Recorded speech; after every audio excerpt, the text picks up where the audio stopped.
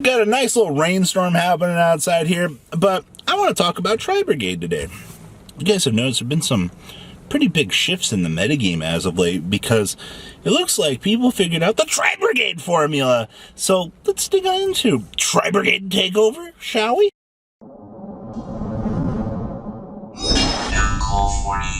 Smash everyone, grab on that subscribe button so you guys don't miss out on more awesome content. So, Tri-Brigade Zoo. My favorite quote from somebody recently was, "It's not a Tri-Brigade Zodiac deck because I play 4 Zoo cards in the main deck." I'm like, bro, it's actually a Tri-Brigade deck with Zoo in it. Alright, like, 3 main deck monsters with a barrage with a 5-card dedication in your extra deck does make it a sub-engine. We're not going to call it Tri-Brigade because there's too many other Tri-Brigade variants out here.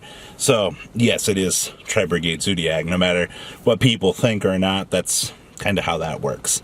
Alright, so, or I guess you guys could try to call it Trap Brigade, but then, once again, like, so many other variants. So, Zodiac Tri-Brigade, the best variant has been figured out post Lightning Overdrive. And this is very interesting to me, actually.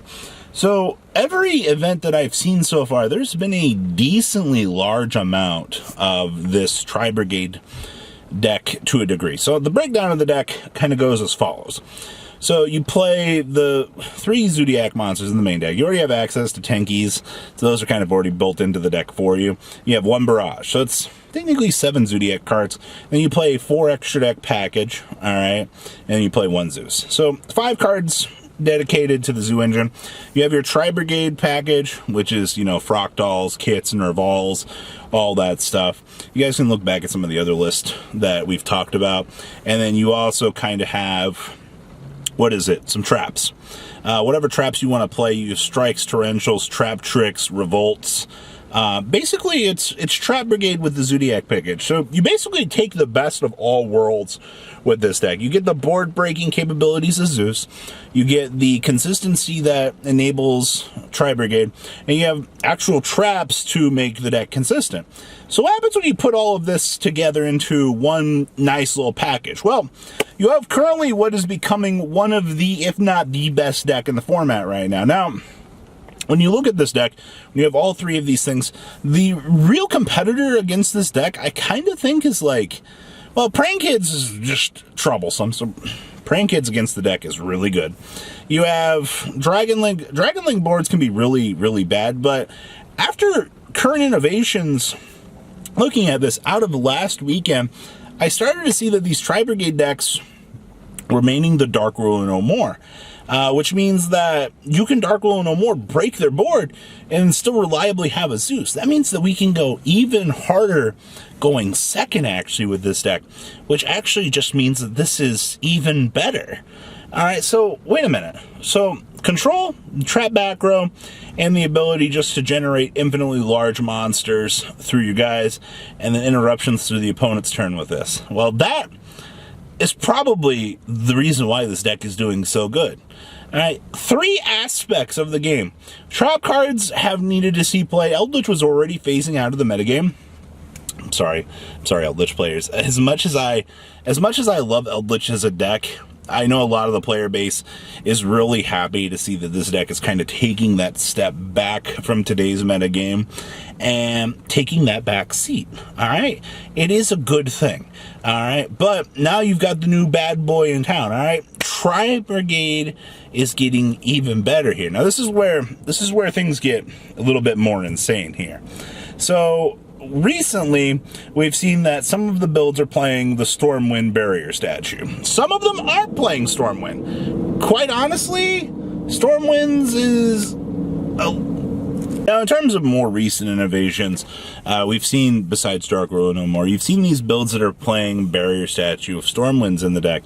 And Stormwinds kind of allows them to go back to their roots of playing, you know, the Simorgh package. The Simorgh package has pretty much long since been cut from a majority of these decks because there's, well, okay, they're not doing the Stormwind shenanigans with it because they've had better uses of dedicating resource pool to things. So that's pretty interesting to me was we saw the innovations and things that this deck was just going more towards the control variant and stripping away more of the floodgate aspect to, you know, being that good, reliable regeneration engine, to kind of going back to its roots and kind of incorporating it. That's why I keep emphasizing the control aspect of this deck, because there's some really cool things that you can do with that. Now, with Lightning Overdrive on the horizon here, for the metagame takeover for this, it's very interesting because you will get Bear Bloom, and the Bear Bloom gives you access, what is it, to discard 2, revive something. Its discard 2 effect is very interesting. The main thing that we give even 2 craps about with Bear Bloom is you get the ability to search for Revolt. And, well, what ends up happening when you have a searcher for your trap card, you can also search for Rendezvous off of it, because I believe it's spell or trap card, which is actually really freaking good in and in itself. All right, let's be honest here. All right, guys, being able to search for Revolt or Rendezvous for whatever, you know, step of the combo you're trying to do, it's real good. Downside is it locks you into, what, Tri-Brigade or something? When it's sent to the graveyard, so you'll be able to make one more play at the end of it, and you get locked into Tri-Brigade. But, who cares? I can search for Revolt. So, that's kind of been the Tri-Brigade takeover as of late. With Dragonlink kind of having taken that back seat for the format, and, you know, this deck being pretty much Earth-based, is actually kind of the funny thing, actually. So, Invoke just kind of sucks against this deck, I'm gonna be honest with you. Like, what are you gonna super poly? Malangelical or whatever the Earth super poly target is? I mean, he's literally a vanilla monster. He does nothing. Alright, so that's out of the picture. So what else are we supposed to do here for Tri-Brigade to, like, try to beat them? Alright, because they only get better from this point. I don't see any... The only real deck that I have seen stand up to this has been a really good Praying Kids player.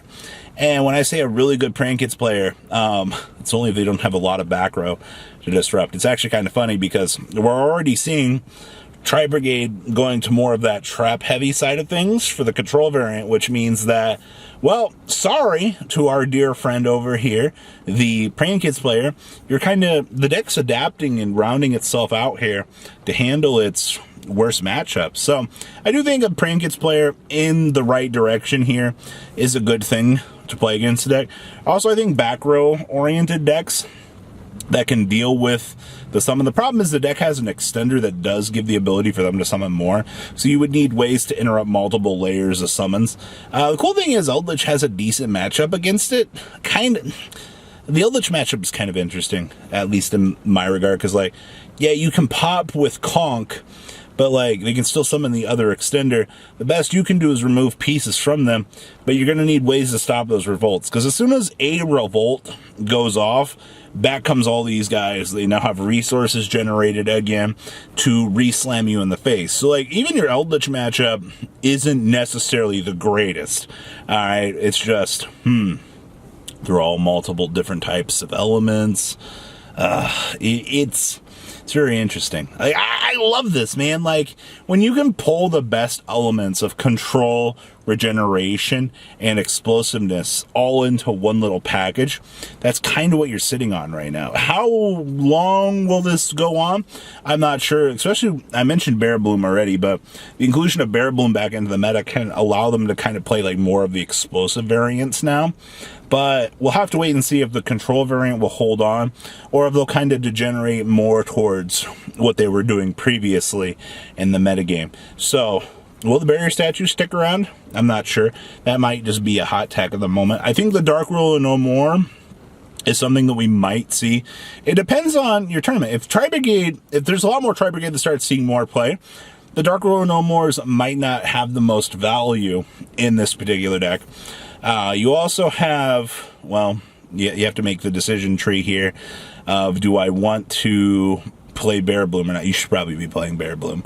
Like, I don't know what you're doing if you're not playing Bear Bloom, unless your extra deck is so... But that's absolutely crazy to me, all right, why you wouldn't want to play Bear Bloom. So that's another decision that you got to make. And you also have to decide, do I want to go for, like, more of the combo explosive previous builds that we had laying around, or do I want to continue to use more of the traps, more of the Zodiac package that we kind of started to see developing as of late right now? So a lot of interesting questions to ask yourself with Tri-Brigade at the moment. And it's really cool to see that, like, this is what we've come down to with this deck. Like, this is what innovation is pushing us towards. So I do want to ask you guys, leave a comment down below. I want to hear your guys' general thoughts on Tri-Brigade right now.